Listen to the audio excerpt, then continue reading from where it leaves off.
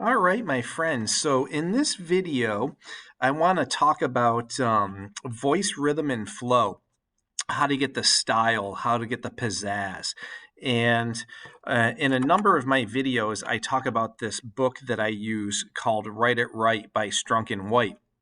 And it's a free book. If you just go into Google and literally type in Write It Right by Strunk White PDF, you can locate it. My school doesn't have a ton of money, so whenever I can get my hand on free resources that are really good like this, I definitely jump at the opportunity. So in Write It Right by Strunk White, I talk about something known as Rule 18 in the book. And a number of people have reached out to me based on my YouTube videos, my writing workshops, and have said, man, oh man, can your kids really write some complex sentences? And they're achieving very nice voice rhythm and flow. How do you do it?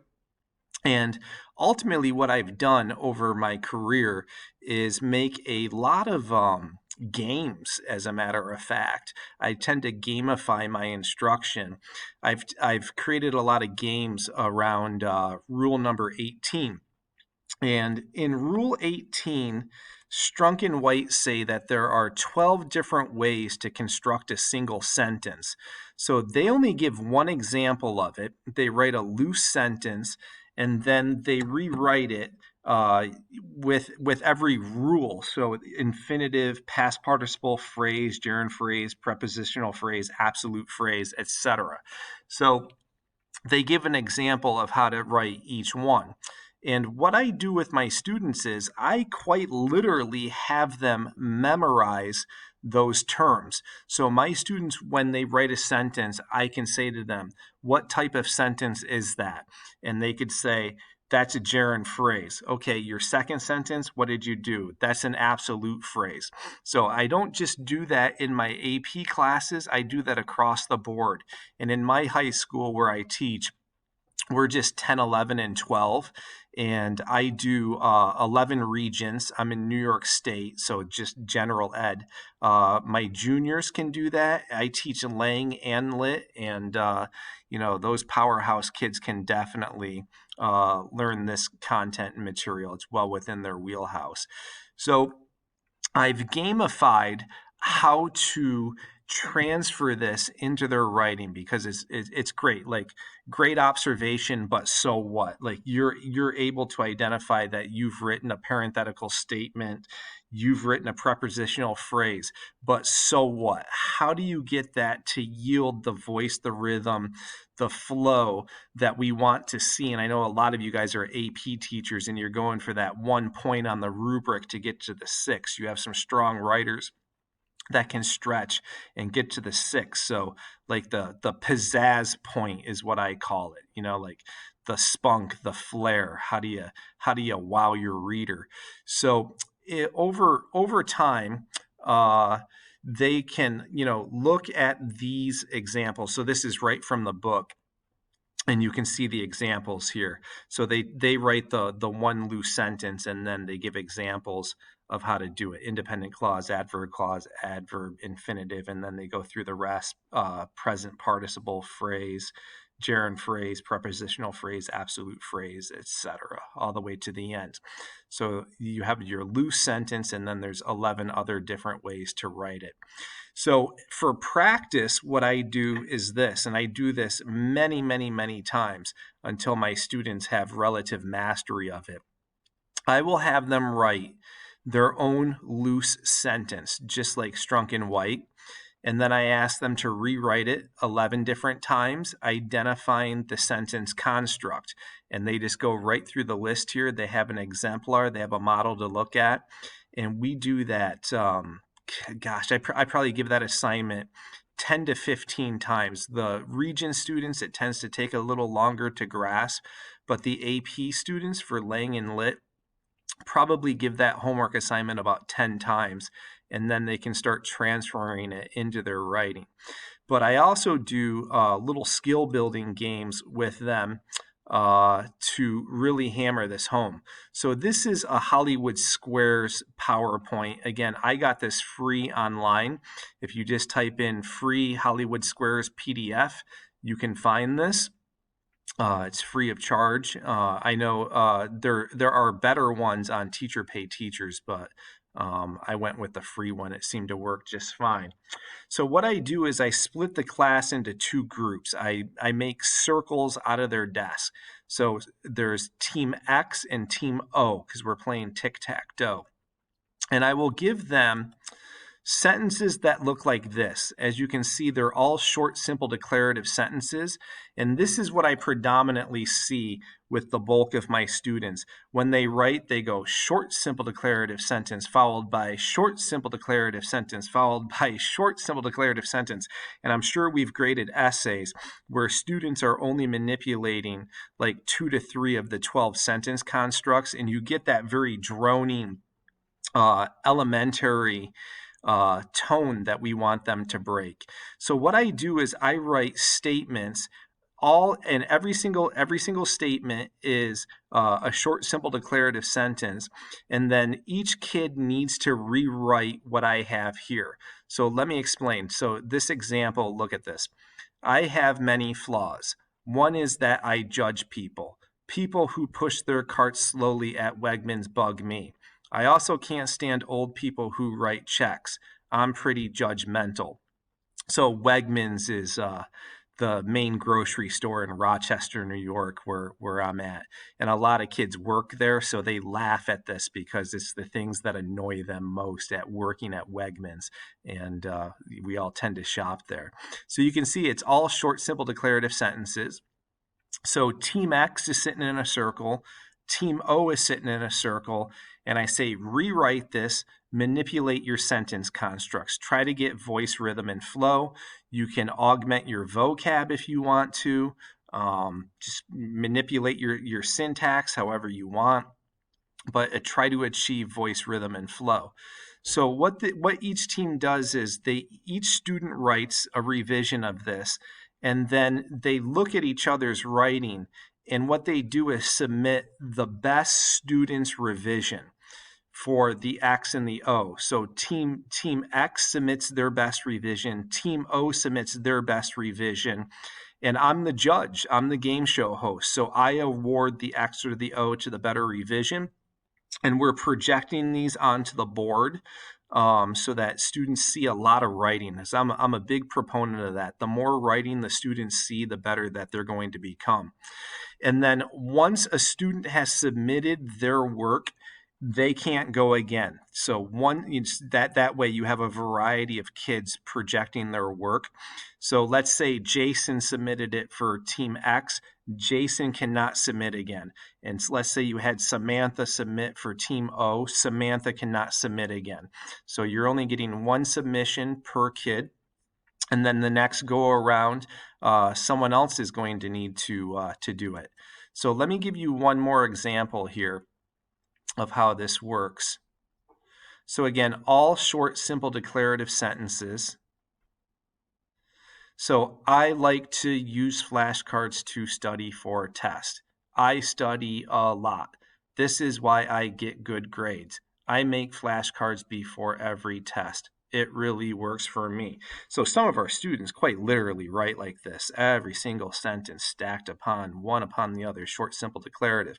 So they rewrite this. They may be using parenthetical statements, gerund phrases, prepositional phrases, present participles, past participles. And again, Team X, they pass their revisions around, and they might say, this time Todd wrote the best revision. We're submitting that for Team X. And Team O says, Kimberly wrote the best revision. We're submitting that. And then I play game show host, and I award the X or the O. So I have sentences for all boxes, for each box, and we go until a team wins. You're going for tic-tac-toe.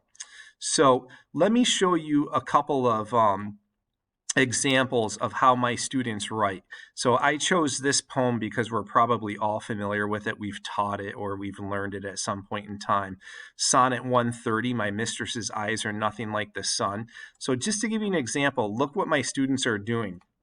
So in my other writing workshop videos for literary analysis, I talked that there's two ways to construct an introductory paragraph: to declare or invert. And for literary analysis, I talk about how inverted theses tend to work the best. And this is an example of one. And if you guys want a fuller debriefing on those, then just go look at any of my literary analysis writing workshops on YouTube, and you can get the lowdown on that. But look at the voice, the rhythm, the flow in these examples. So first sentence out of the gate, I tell my students, be declarative. You're arguing. So literary analysis is an expository mode, which is argument. So argue. So they may begin their introductory paragraph like this. Giving voice to one's love is such a tricky thing to do, given its subjectivity. It's as if words simply cannot convey the magnitude of the feeling. So what we do is resort to comparisons, often to the natural world. So look at the sentence flow there. And this kid used we, which is fine. I don't care about that. So short, simple declarative sentence followed by a sentence with complexity. You're also going to notice that my students can punctuate really well. I do little academies in the beginning of the year to teach them how to punctuate, and guess what? I use Strunk White and I gamify it. I create game after game after game because I like the element of competition and collaboration in the classroom, and they thrive and really learn in that format. So let me take this from the top again. I keep interrupting myself. So just note the sentence variation. Giving voice to one's love is such a tricky thing to do given its subjectivity. It's as if words simply cannot convey the magnitude of the feeling. So what we do is resort to comparisons, often to the natural world. Poets have been doing this for centuries while elevating their mistresses to ethereal deities. Shakespeare, on the other hand, brings his girl back to earth and humanizes her while nonetheless expressing his genuine love for her. So I'm going to do another video and just like a nuance series, like how do I teach nuance? How do I teach the pizzazz? You're going to notice that in addition to the sentence construct manipulation, my students tend to have a really good balance of colloquial, vernacular, and academic. So I talk in my other videos about tier 2 level vocabulary. I do intense word study academies with my students just because they don't read as much as they used to. I've been teaching 20 years, and even compared to 5 years ago, students just aren't. They are reading, but the quality of what they're reading, on the social media sites is not rich literature. So you're going to see them have tier 2 level vocabulary, and by that I just mean like your average run-of-the-mill SAT level word. So things like subjectivity, magnitude, elevating, ethereal, deity, humanize, right? So good vocab, but teeter-totter balance it with a little bit of colloquial. So I want them to have voice, and so it's all of this combined. So I like that tricky thing to do. And then down at the bottom here, brings his girl back to earth. This kid said his girl in an essay. That's awesome. So when you teeter-totter balance that all together, you get out of the foundation really strong. And ultimately, what does it for this student is my template of the inverted thesis, right? So they have a very strong thesis. They're not getting plot heavy. They definitely have set themselves up to tackle the rest of the essay with a degree of force, which is really nice. So here's one more.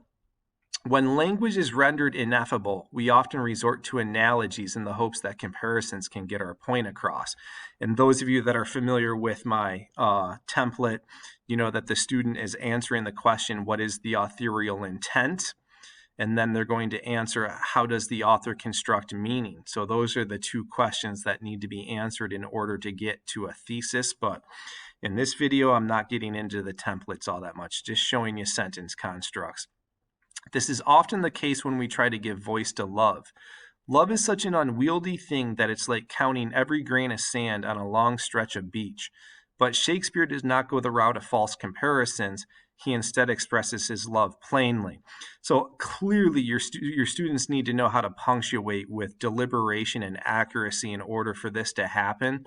And I'll make a video about that down the road.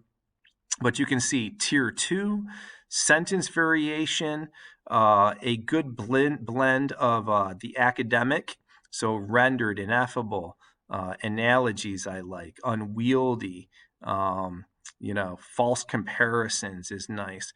But you have like some vernacular in here, like, every grain of sand on a long stretch of beach. So my students get very good at this. We practice it a lot, and I Bob Ross the heck out of my instruction and show them lots of exemplars and models that I write. And you guys know that the one thing I really emphasize when I work with teachers is you are the expert writer, so show your students how to write with them. Lots of exemplars and models, and they'll be able to pull off some good quality writing like this. So one of the things we've announced in the Facebook group is that Tim Freitas and I are writing a textbook together, and I don't know, we'll get it done. Today is December of 2021. End of spring, summer, fall, sometime along there. So we have a publisher for it all lined up.